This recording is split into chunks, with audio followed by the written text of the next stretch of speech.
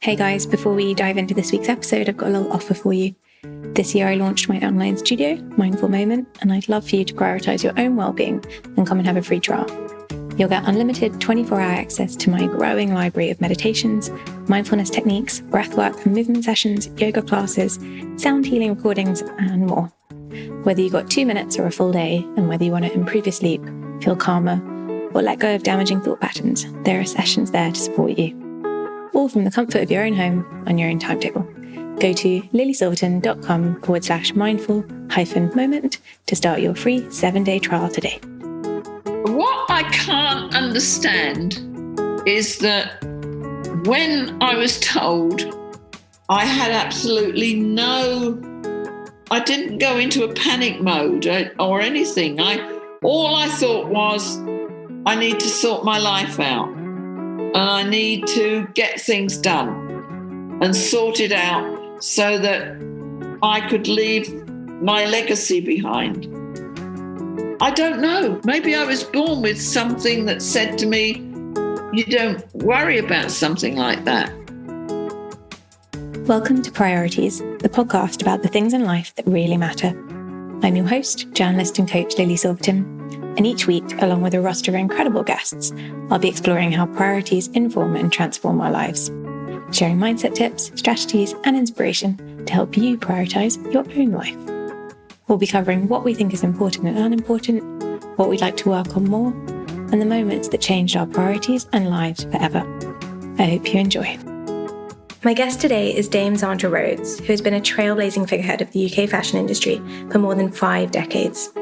An eponymous pioneer of the British and international fashion scene since the late 60s, Zandra's career has seen her collaborate with brands such as Valentino, Topshop, and MAC Cosmetics, and she's dressed everyone from David Bowie to Princess Diana. She's the founder of the Fashion and Textile Museum in Bermondsey, London, and 50 years on from when she began her career, she continues to produce collections in her unique signature aesthetic, as well as partner with brands. This year sees the launch of her collaborations with Happy Socks and IKEA. Welcome, Zandra. Lovely to be here on this cold day. On this very cold spring day. How's your morning been so far? I actually know from interviewing you before that you are a morning person. Oh, yes. This morning I had exercises. So I've recovered from that. And then it's my lucky day because Kelly came in and with the lockdown, she doesn't come in every day, but it means that we go over things. So it's been quite a nice, energetic morning. Do you have a bit of a routine in the mornings? Well, but I mean, I'm very strict that I start exactly on 9 and try and do the main essentials of what I consider the boring part. Where you've got to reply to things. I try and get that all over with by about 10. And then really I'm now cataloguing all my work for the Zandra Rhodes Foundation. So that has to be all in order. And then different design projects that we're working on. So in a way, it's very exciting. I bet. So when I asked you in advance what your main priorities were, you really said your work and preserving your legacy. Well, your work is very far from boring, so I don't think so. That's true. You very recently, in 2019, celebrated your 50th year in fashion. Oh, I know. That was at the end of 2019. We celebrated my 50 years in fashion, and we had an exhibition at the Fashion and Textile Museum, which is below this penthouse, which I founded. And then we came into 2020 and suddenly the whole world shut down. Then I realized that I didn't really have time on my hands because I've got design projects, but now was the time to really make sure that all my work is catalogued. And then I'm putting a very extensive collection into the museum as their permanent reference. So we've been sorting out the clothes and making sure everything's catalogued, numbered, and everything like that, which has been a much more mammoth job than I'd ever considered. Because I'm like a squirrel hiding its nuts. I finalize a collection, sell it, then of course I just put it away. And so it's been getting it out and deciding which ones aren't all right, what's going to happen to them, where they're going to. How did you get started in fashion? I know you've said this a million times. Give us a very brief bullet point. How did you get started in it? I trained as a textile designer, printed textile designer at the Royal College of Art. And then when I left, I tried to sell my work and people would say, well, that's a bit extreme. I wouldn't know what to do with it, so that I designed all these things and no one could see what they could do with them. And I don't know what made me do it, but I then went straight to the trendy designers of the day. This is in, about 1964, I went to Fole and Tuffin, who were the head designers in trendy Carnaby Street. And they loved what I had and then said, but we need you to print it. So basically, I became the manufacturer of my own product. So I was a printer, so I sold the prints directly to the designer, not selling it to a company who then printed it. So I went and did that, and that went very well. I did sell some prints at the time and did a tour around Australia promoting my prints. But basically, I then thought, well, when Fole and Tuffin then found my prints too extreme, I then thought, well, I'll make them into my own set of dresses. So basically, I printed for myself and learnt to make dresses. And so that's really how it happened. How have you kept your energy over 50 years of creating, Zandra? Oh, well, it always seems to be there. I mean, I suppose it's really that I'm lucky that I like my work. And so it's a case that it's great when I'm lucky enough that people also want it, then I have a reason, not just a reason for doing it and storing it in a cupboard, but a reason that I can do it and then someone's going to have it for themselves, whether it's Happy Socks or myself that's got this on, or,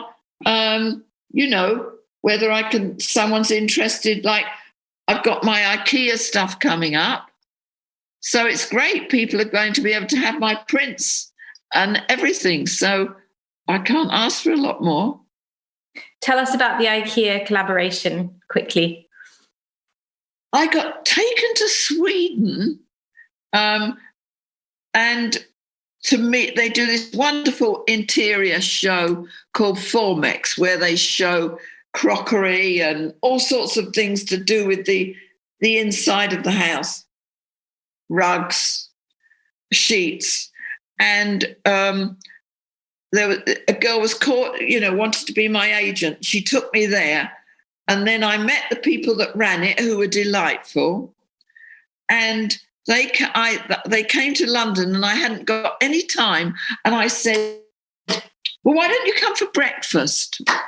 And they came for breakfast and they looked at my apartment and said, oh, we'd love to build your apartment, this room, as the entrance to our exhibition next year. So they did that, and I was over for that, which was lovely. And then they said, my agent said, what would you really like? And I said, I'd love to do a collection for IKEA. So she maneuvered me to meet the guy and everything, and it all happened from there, which has been fabulous.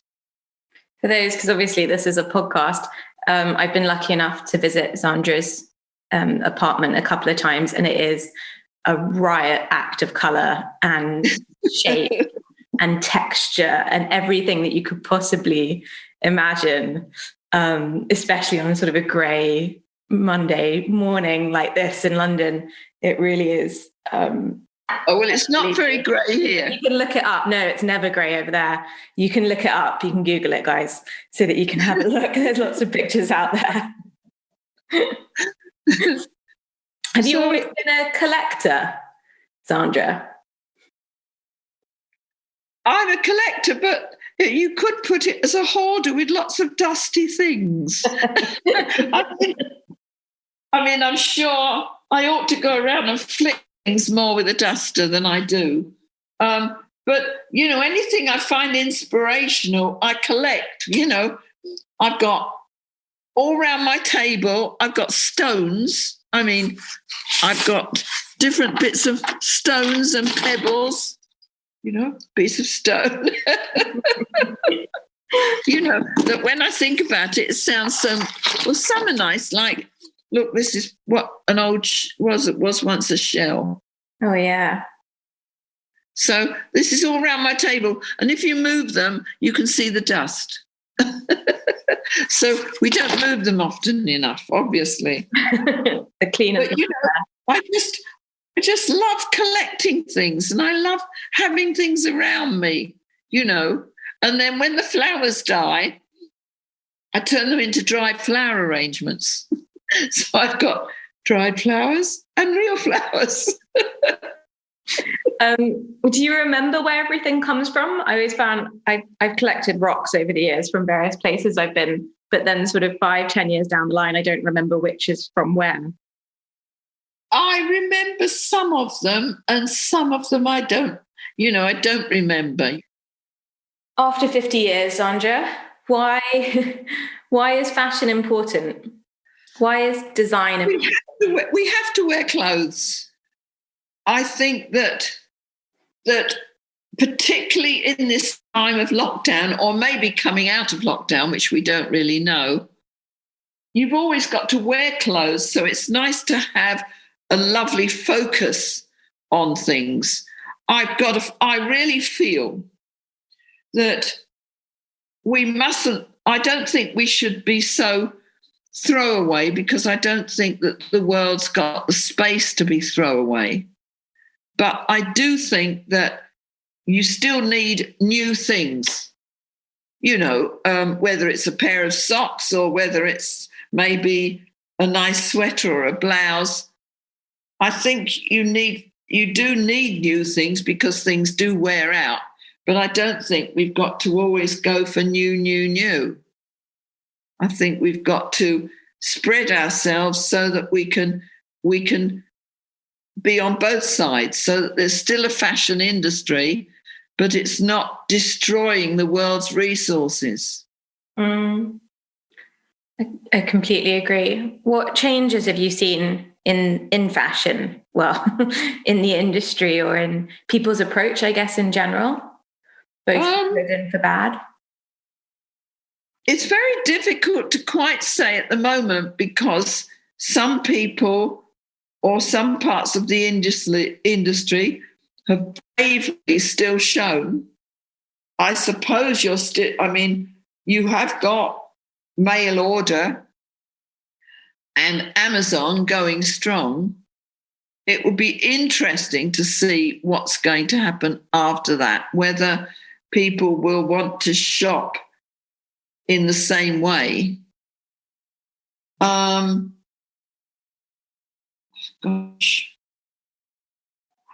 think that it's going to be more possible to sell through the internet and through all of these things. I mean, isn't it marvelous that, you know, people like us can be talking to each other about the whole situation? So I think that we'll be able to find out once we know that we can move around freely, which is something we can't believe at the moment.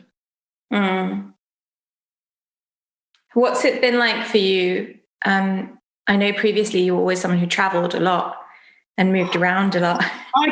When I look back to February 2020, 2020, I had been to China twice. I had been backwards and forwards from California. I'd been doing a book tour in America, mainly New York and LA. And suddenly we come back to March 2020, and my reservation to fly back into America to pack up my home was cancelled. They said, you haven't got the right visa, you can't go back into America. And I had to have my whole home packed up without me. So everything has been a new adventure. So it's been a new adventure to be in my home continuously, nowhere else. I mean, even Christmas, I couldn't go to Wales, to my friend Andrew Logan. So it's been a very strange time. I mean, I was always traveling, and now I've been only in one place. I mean, it has been amazing. Do you feel like you're quite an adaptable person? I think I'm adaptable, yes. Although, I mean, I do miss my friends, because speaking to them on Zoom or on WhatsApp or just on the phone, it's so different from seeing them for real. So it's quite an amazing experience, really. Yeah, it doesn't quite cut it, does it? I mean, in a way, you keep saying, thank goodness for Zoom or Teams or whatever we can talk on. I think it's been a saving grace, but on the other hand, it's still very remote, and you still realize it's nothing like being with real people. Absolutely. Absolutely. Has colour always been a really big part of your life? Were you ever very much a navy and black and white person? Never. I mean, I was once challenged, I think, by the Daily Mail to wear black for a week. First of all, I didn't realise how little black I had. But once I'd lived up to that challenge, I felt very boring for me. You know what I mean? I'd think, well, what can I do with it? How can I make myself look all right? Not that I look at myself in a mirror. Once I'm dressed, I don't really look very often, but and then I found I was always having to decorate it up with like my Andrew brooches and things, so that at least if I'm in my colour, I've got me here. Does it feel very much a part of your identity, the colour? Oh, it does. And the makeup. Like, I always put my makeup on before I do anything else. Well, after my bath. But the point is that once or twice, for example, let's say it was a weekend, and if I didn't put my makeup on properly, I'd go out and put, say, the dustbins out downstairs outside the museum, and suddenly there'd be someone across the road with a camera, and I'd go, oh. So rather than that ever happen, I make sure that this bit of me always looks all right, even if I am in the worst of the rest of dungarees ever after that.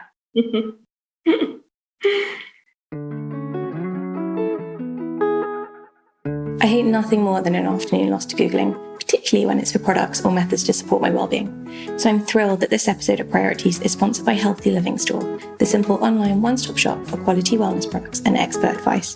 Their aim is to make living healthy simple, and they take a full 360-degree approach to health, incorporating nutrition, movement, mental health, and sleep to help support even those who are normally pretty skeptical of well-being. I'm a big fan of the Fatigue Fix tincture, and I'm also currently eyeing up a new ergonomic home office chair as well. Healthy Living Store are kindly offering any listener £10 off their first order with £35 minimum spend. You simply need to use the code LILY10. Check them out on www.healthylivingstore.co. That's healthylivingstore.co with the code LILY10. Zandra, as you know, the podcast is about priorities, so what's important to us. What's an area in your life that you'd like to improve on? What's something that you'd like to prioritize more in your life? I'd like to prioritize being tidy. You can't see my untidiness because it's out of the view of the camera, but I don't put things away enough. It would be nice. I don't regret having all these things around. I don't really mind about the dust. I mean, I'm not quite Quentin Crisp level, but I like having things around, so that doesn't make any difference. But it would be better if I kept them tidy. I think that should be a priority, being tidy. Does it feel like something that you can improve on? Does it feel like somewhere you want to put your energy? Oh, that's different. because another priority might appear. You know, another priority might be, I wish to draw that flower today. So I draw the flower and then I leave all the bits out afterwards. It would be nice. I think I'd like to do more cooking. I've enjoyed, I'm very lucky. I have a lovely grown-up student who's helping me catalogue my work, Lottie, and she's been starting a cooking blog. So we get variety. So that's very good. So we have variety and everything, which is great. So maybe a priority is making sure that I keep up, that thinking of different things to cook as well. But I mean, I'd like to do more drawing. You'd think being holed away that I'd have got more drawing done, but I didn't, you know, in all this shutdown. So amazing, really.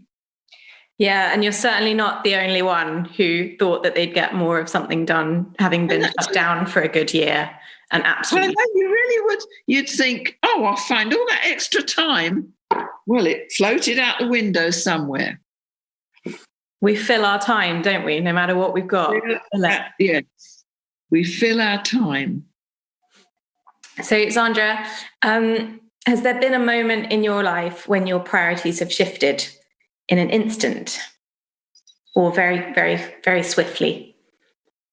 I know that in lockdown, you found out that you had cancer. Well, that was enlightening. I mean, I went in, they said, well, you've got cancer. And you might only have 6 months to live. Hello, I had to get my will finished. I had to work out a catalogue of what I owned so I could work out that I'd always planned that this rainbow floor would become a part given to the museum to show how I lived and show my clothes in a changing exhibition on the top floor.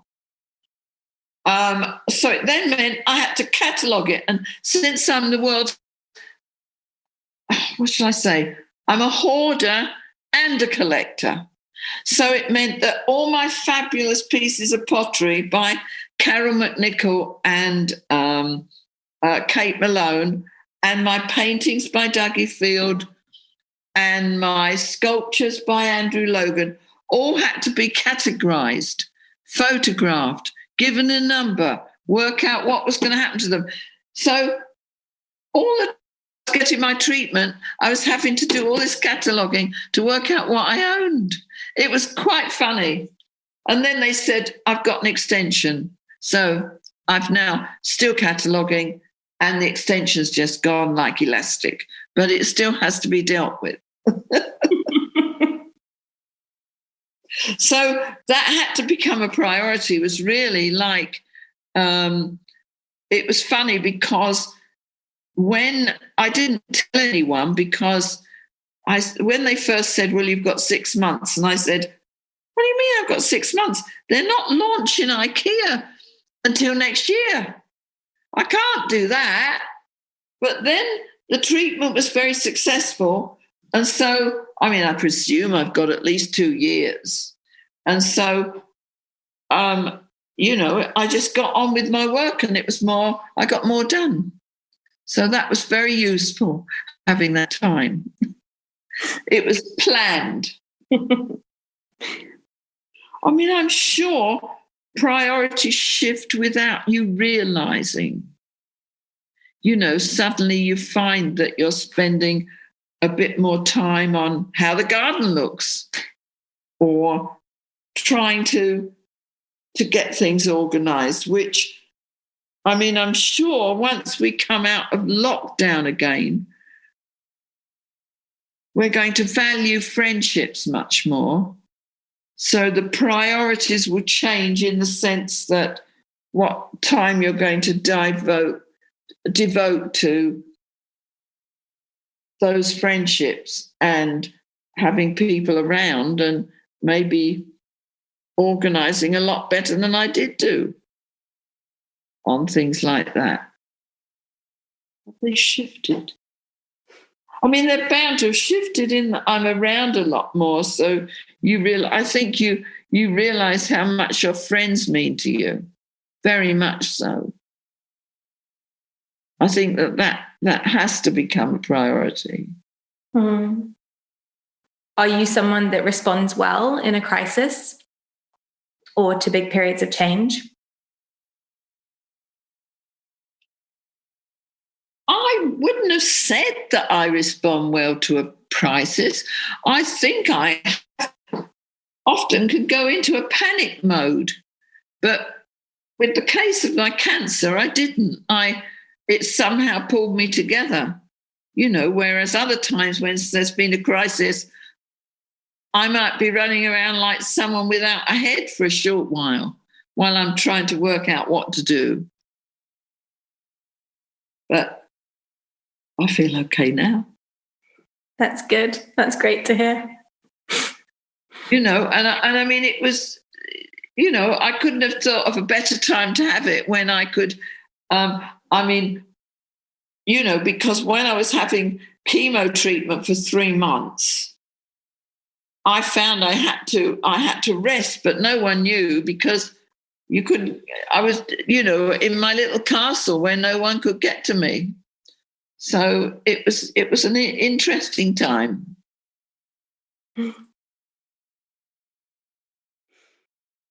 Okay. Is there now I've got masses of work and I haven't got time to do anything else.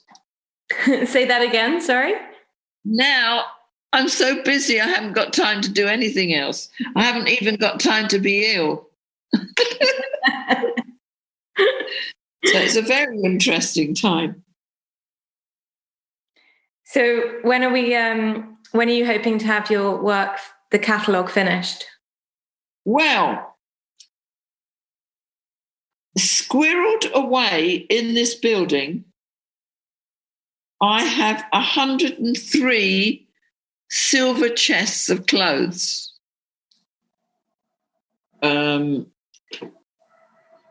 Probably about 4 foot by 2 foot by 3 foot. Each box holds at least 100 garments. And we're about just over a third so far. So all of these garments are appearing. Some are good, some are bad, some are indifferent, and we're photographing them all.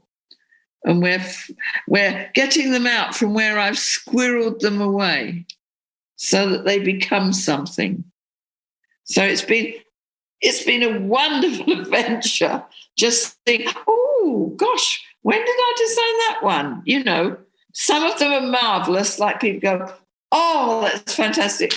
And some I call dogs. So I know. So we've been busy doing a quick summary of what we've got before we start working it out. So it's almost like China sent this for us to be able to sort our lives out. And maybe we'll get it done or maybe we won't. I just got one last question for you, which is that do you feel like your illness, if you don't mind me asking back to that again, if your illness has shifted your perspective on life at all? No. What I can't understand is that when I was told I had absolutely no, I didn't go into a panic mode or anything. All I thought was, I need to sort my life out and I need to get things done and sort it out so that I could leave my legacy behind. But I don't know. Maybe I was born with something that said to me, you don't worry about something like that. Do you know what I mean? Now, my partner died nearly 2 years ago. I've managed to found the museum and things are in some sort of order. So it was more, I've got to get my life in order and deal with everything so that everything is sorted out, was really the situation. Yeah, I guess more like that rational, practical part. Yes, whereas, for example, if I was married and I had children, it would be more of what I've got to do with everything in that case. Whereas it's what have I got to do with everything, and I've got to make sure that it doesn't go to the state and that the valuable pieces go to the museums. I deal with the museum that I founded and I check that my things I've collected and treasured go to the right places and the right people, so that and that everything is sorted out to go to posterity, because I believe that the work I've been doing for all those years should go to posterity. So I think that's really the case. Well, the world is richer for everything you've created and collected. Absolutely, and collected or hoarded, whichever word you want to. Yes, collected or hoarded. Okay, Zandra, so we can, I know you've got your Happy Socks recent collaboration, so there's a limited edition collection available. I know, it's been wonderful. And I've been getting so many people enjoy. I had a wonderful call from John Waters, who did all of Divine's films. And he said to me, "Oh, I love my Happy Socks." So I thought, that's wonderful, So it's been quite fabulous. And then the IKEA collection later this year. And then I did a wonderful bed head for Savoir. So I've been trying to get the storage boxes out of my bedroom in order to have a proper bedroom with a magical Savoir bed. I mean, what more could I ask in life? Get my life in order. And your bed in order. Look, everyone, the rest of the world think it's in order, but it needs dusting off and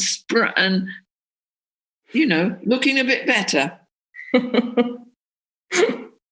Your priority for today until you get distracted by a flower. That's it. Very much so. All right, Zandra, thank you very much for taking the time to chat with me. I've had such fun.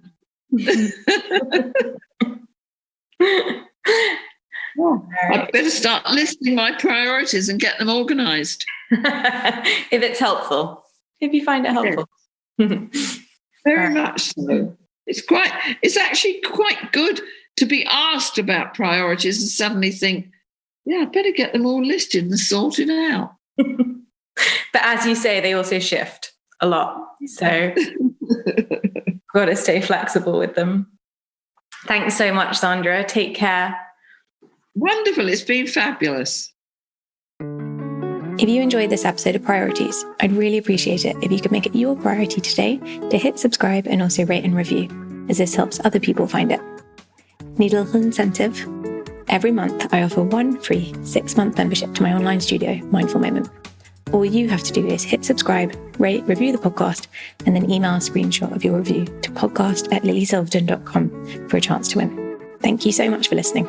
Take care.